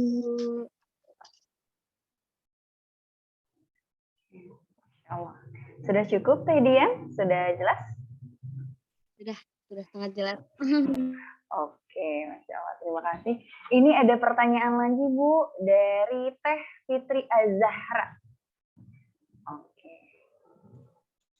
Baik, terima kasih Teh Indri yang telah mempersilahkan saya untuk bertanya. Selamat malam Ibu Cut Nuyita. Langsung saja kepada pertanyaannya ya Bu. Jadi saya tuh punya teman saya itu punya sahabat, di mana sahabatnya ini sedang dalam penanganan psikiater. Katanya dia depresi karena toxic parents. Nah, yang jadi masalahnya itu teman saya itu kayak sedih yang berkepanjangan juga kayak gitu, Ibu. Terus sempat memengaruhi beberapa kegiatannya. Kayak gitu, sempat ditegur juga sama saya, "Kamu kenapa kuliahnya kayak gini?" Kayak gitu. Karena mungkin dia juga seperti yang Ibu katakan tadi, emosi itu menular gitu. Nah, yang jadi dilemanya adalah dia nggak bisa membuat jarak tuh sama sahabatnya karena takut depresinya makin parah kalau misalnya dia tiba-tiba hilang kayak gitu. Nah, bagaimana ya Bu untuk menangani teman saya ini agar dia nggak ketularan sedihnya terus-menerus gitu? Karena kalau saya lihat kayak jadi kayak nggak enak aja gitu Ibu, mentalnya tuh kayak gimana ya? Kok jadi ikut-ikutan sedih yang nggak produktif gitu Bu. Terima kasih sebelumnya. Oke, bismillah, saya coba jawab. Berarti ini persoalannya di teman sendiri ya. Alhamdulillah sekali ya, sahabatnya beruntung sekali, punya teman yang care sekali, perhatian sekali. Nah, tapi pertanyaannya adalah gimana, ini mungkin pertanyaannya gimana untuk meredakan ya, atau untuk membantu temannya tadi. Benar begitu? Iya, Ibu. Halo? Saya Ibu, ya seperti itu Ibu, benar. Iya, seperti itu. Atau kemudian yang tertular tadi maksudnya apa? Apakah emosinya tertular ke Anda juga? Si sahabatnya itu tertular kepada emosi teman saya gitu Ibu. Oh, ketular ke sekelilingnya gitu Ya, ya? seperti itu, Ibu. Oke, ya. Em, hal yang kalau kita sebagai teman, ini pertanyaannya, gimana sih menyikapi kalau ada teman yang sedih? Cara satu-satunya adalah mendengarkan dengan baik, menjadi teman yang belajar menerima perasaannya. Hanya itu saja. Karena memang kita nggak bisa merubah orang tuanya jadi orang tua yang sesuai dengan apa yang dia inginkan, bukan? Nggak bisa kita merubah orang lain kecuali Allah yang menciptakan hati yang bisa membolak-balikkan. Nah, hal yang bisa kita lakukan ketika ada orang yang sedang terluka, orang yang sedang sedih adalah penerimaan. Balik lagi seperti yang saya katakan, kita paling suka tuh ya menjadi orang yang kira-kira menjadi malaikat tak bersayap dan tanda kutip. Tiba-tiba datang teman, sudahlah, jangan sedih. Udahlah, nggak usah dipikirin lagi. Udahlah. Nah, kata-kata membantah. Jadi tadi, nggak boleh membantah perasaan. Karena ketika kita membantah perasaan, itu akan membuat dia semakin terpuruk. Jadi kalau misalnya nanti temennya misalnya namanya Teh Fitri misalnya contoh, Fitri ini lagi sedih, dia lagi nangis nih, bermasalah sama aku nih baru dimarahin sama papa misalnya, aku dimarahin sama abah. Lantas kita bilang udahlah, alhamdulillah Fitri udah syukur dimarahin masih ada bapak. Nah aku nggak bapak lagi, gimana coba? Malah aku kangen dimarahin. Gimana perasaan Teh Fitri? Memang benar apa yang dikatakan, tapi kan nggak nyaman. Karena apa? Teman kita itu seolah membantah perasaan kita. Ini aku lagi sedih, gimana sih rasanya sedih gitu loh. Jadi kalau yang ditanya, apa yang bisa aku bantu? Satu-satunya cara membantunya adalah mendengarkan atau hadir. Kalau misalnya memang temannya lagi nangis, ya udah ikut aja di sebelah. Maksudnya dengerin aja, kemudian pegang bahasanya, sedih ya. Ya udah nggak apa-apa, nangis aja. Aku di sini ya. Kalau memang butuh teman cerita, aku ada. Itu rasanya lega kan? Ya udah dengar. Jadi ketika dia ngomong, aku tuh sedih, bapakku gini, bapakku gitu, bapakku gini, bapakku gitu, ataupun cerita tentang bagaimana orang tua. Udah nggak usah ceramah dulu, udah dengerin aja. Karena mendengar itu, ketika kemudian yang kedua, jangan memberi sebuah respon tadi nasihat, membantah perasaan Allah gitu aja sedih, nggak boleh, kita harus bersyukur, nggak begitu. Kita harus mendengar. Kemudian yang kedua, jangan menasehati cepat-cepat, jangan buru-buru. Nasihat itu nanti belakangan. Jadi nggak usah bilang, kita tuh sebagai anak itu nggak boleh. Bahkan kita berkata, saja nggak boleh. Udah jadi penceramah gitu di situ. Nah, jadi jangan itu dulu. Kemudian yang ketiga, jangan memberi, apa istilahnya, jangan menjadi psikoamatir. Sering kan karena kita udah banyak sekali baca membaca artikel, baru ikut kelas nih, tiba-tiba besok kita langsung ngasih tahu ke teman yang lagi sedih, kita langsung bilang, oh itu adalah respon di mana orang tua mungkin punya lukanya sendiri, Fitri. Jadi kita harus menerima perasaan luka-lukanya orang tua. Kepintaran kita jadi psikoamatir gitu ya. Jadi psikolog ketika gitu. Nah, jadi kalau ditanya apa yang harus saya lakukan, saya menerima segala perasaannya tadi. Nanti pesannya belakangan. Paling kita bisa ketika udah selesai menerima perasaannya, mendengar dengan baik, nanti dia akan menemukan jalan sendiri. Atau kalau mungkin dia ke depan mau nanya, kira-kira menurutmu apa yang harus kulakukan? Baru kita ngomong. Saatnya kita nggak bisa jadi agen perubahan di mana kita merubah atau meminta atau minta ganti orang tua kan, Fitri misalnya. Tapi yang bisa kita lakukan adalah menerima. Tapi aku nggak bisa terima dengan perbuatan orang tuaku. Lantas kamu terima, kita mau kemana? Mau cari orang tua baru? Itu kalau sudah steril. Kan nggak bisa. Tapi gimana caranya? Nah, kata-kata gimana caranya, kita bisa memberi masukan. Misalnya caranya dengan menerima. Kalau dia menerima berarti kan butuh bantuan. Bagaimana proses penerimaannya itu? Nah, mungkin ada teman, mungkin kita bisa rekomendasikan ada satu-satu tempat yang memang dia bisa belajar ketika kita tidak mampu memfasilitasinya. Nah,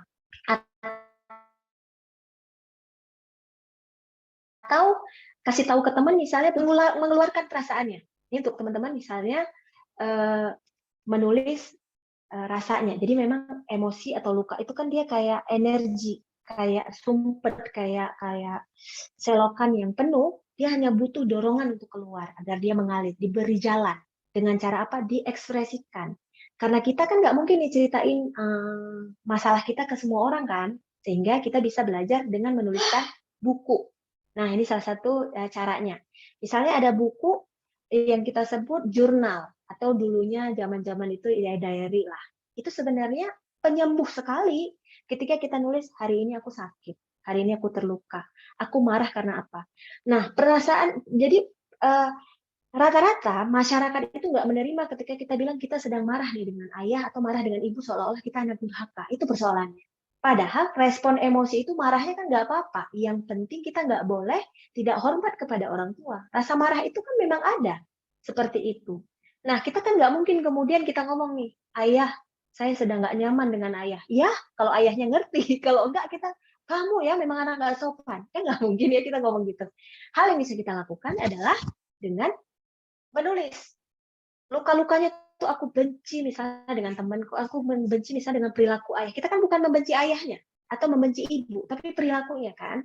Ya, kita tulis, kemudian ini setelah kita tulis, nih dia. Jika kita tulis, kita sobek. Ini anggap aja ini luka gitu. Sobek. Keluar dari sini. Ya Allah. Jadi ketika lega, baru kita bisa masuk. Ku terima ya Allah.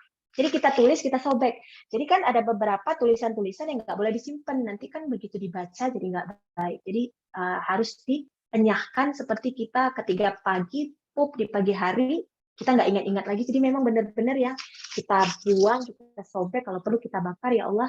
Dengan ku koyak ini seperti itu pula lukaku hilang, mengecil, pelan-pelan mengecil. Dan itu mungkin self healing yang bisa dilakukan sendiri di rumah. Nah, itu bisa diberi pesan kepada teman, tapi ingat, nasihat-nasihat ini diberikan kalau kita sudah menerima perasaannya, seperti itu. Jadi, kalau ditanya, pertanyaan yang kedua, supaya tidak menular, seperti apa? Kita harus sadar dulu, hari ini misalnya kita kepikiran gitu, atau kita terkoneksi, atau kita bahasanya nyetrum. Nah, kita tinggal sadari seperti tadi, ya Allah, kayaknya nih persoalan temanku kebawa nih sampai ke rumah. Dan belajar hari ini kuletakkan di sini, dan aku akan mendoakan temanku misalnya bernama Fitri, supaya Fitri dilegakan hatinya, diluaskan hatinya, dan orang tuanya diberi proses perubahan yang lebih baik lagi, karena pasti tidak ada orang tua yang jahat, tapi mereka melakukan juga karena mereka nggak sadar bahwa apa yang mereka lakukan mungkin autopilot yang membuat mereka seperti itu.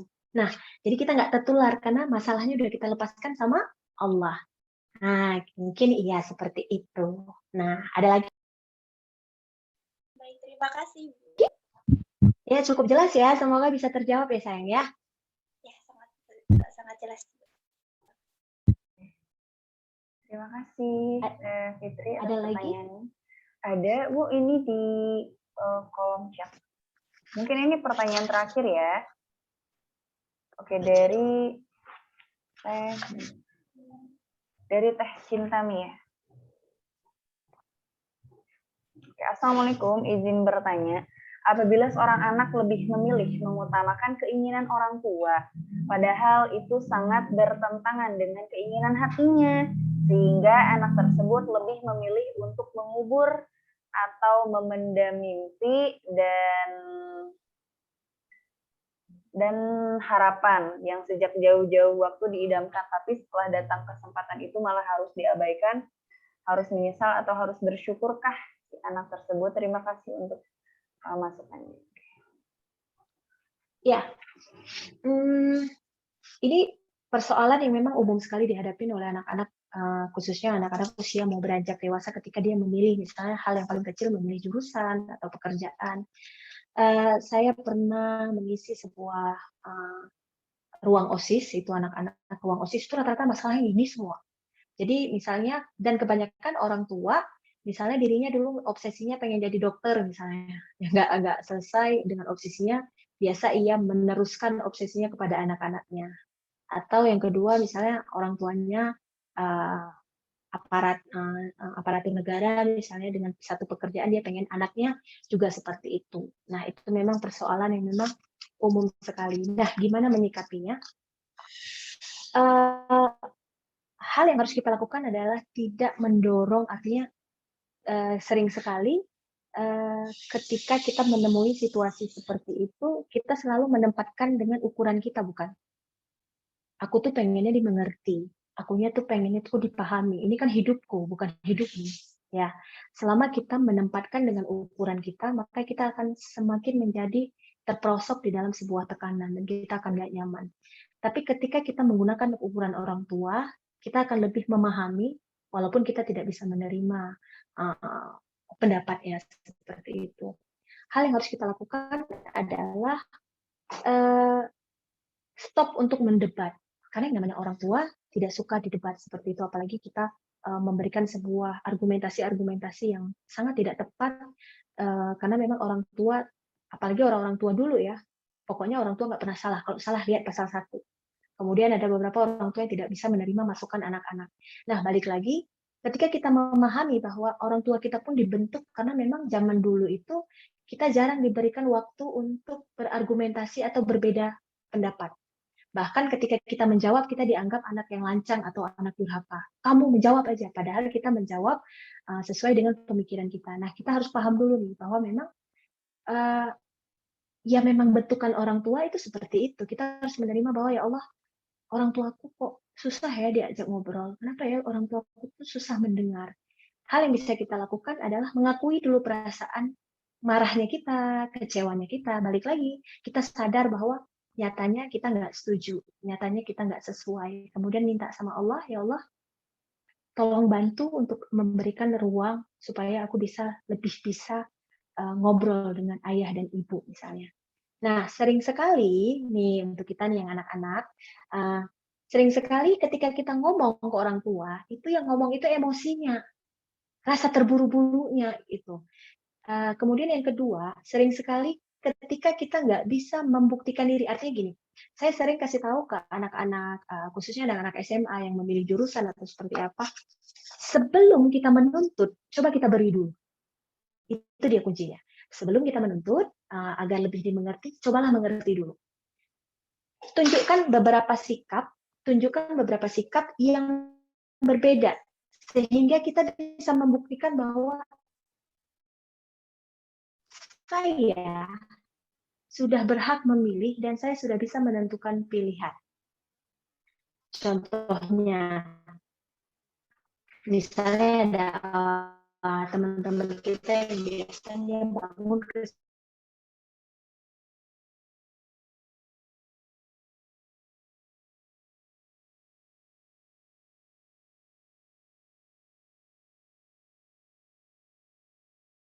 siangan, tiba-tiba udah bangun pagi, perhatian dari orang tua, nanti biar urusan dari Allah aja. Ini misalnya, papa tuh harusnya nggak gini, aku coba kita memperlihatkan dari perilaku kita yang berubah. Air, ya kita ngopi yuk sebentar, kita belajar mendengar dulu. Ayah kenapa sih pengen aku menjadi seperti A? Sepertinya ayah senang sekali ya. Iya nak, karena profesi A itu lebih menjanjikan.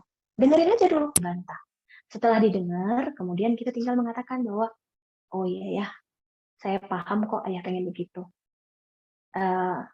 Tapi boleh nggak kalau misalnya Nita pengen ngomong dari sisiku, tapi ayah dengerin dulu, janji ya ya. Nah, kenapa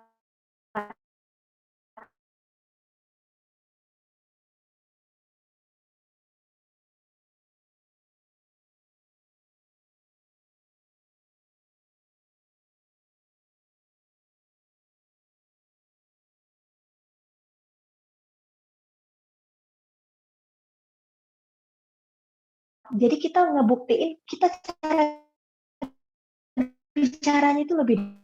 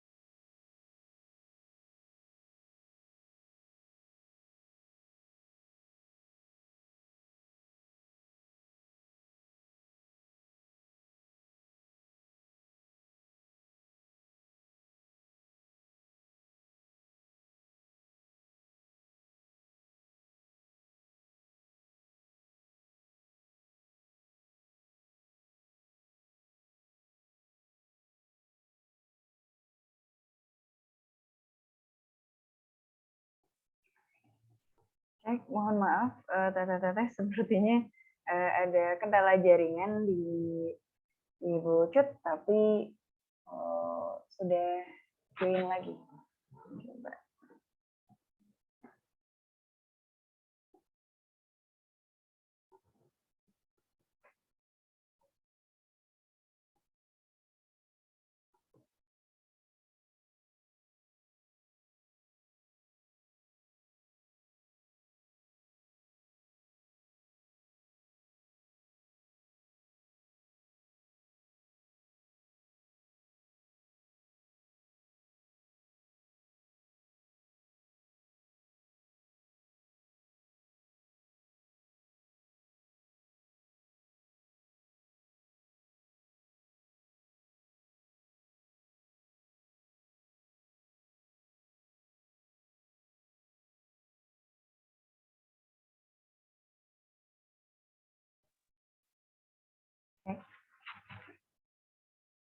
Oke. Ibu Cut masih kelihatan lagi joining.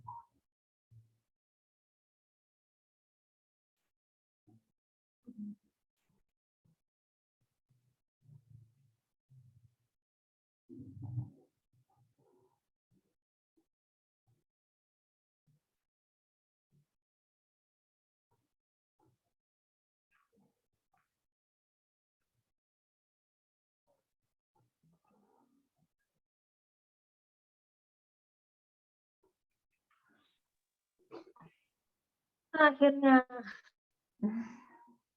mohon maaf.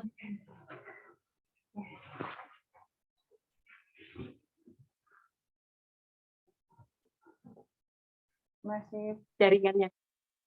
Halo, dengar? ya. Halo, Ya, sudah. sudah.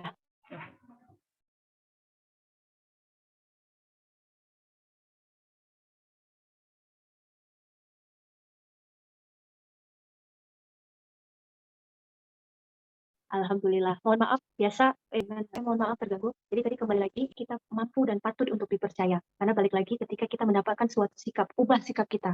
Ketika, ini satu kuncinya, perilaku yang sama, kebiasaan yang sama, cara ngomong yang sama, tindakan yang sama, maka hasilnya akan sama. Tapi kalau tindakan diubah, cara bicara berbeda, ditunjukkan dengan secara pendewasaan yang lebih bagus, sehingga orang tua percaya apa yang kita ungkapkan itu memang patut untuk dipresentasikan dengan baik, maka insya Allah pasti ada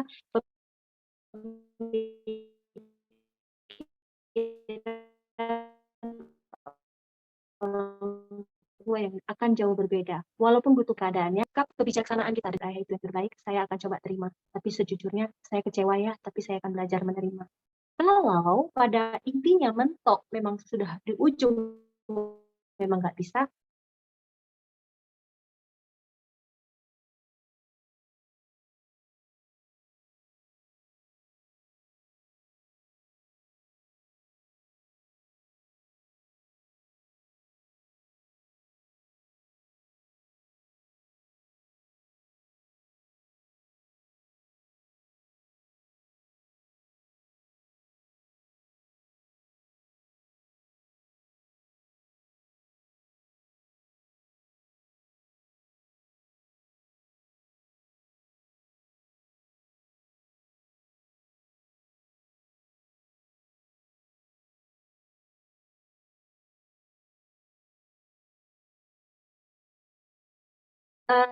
saya pengen berbagi sedikit lagi.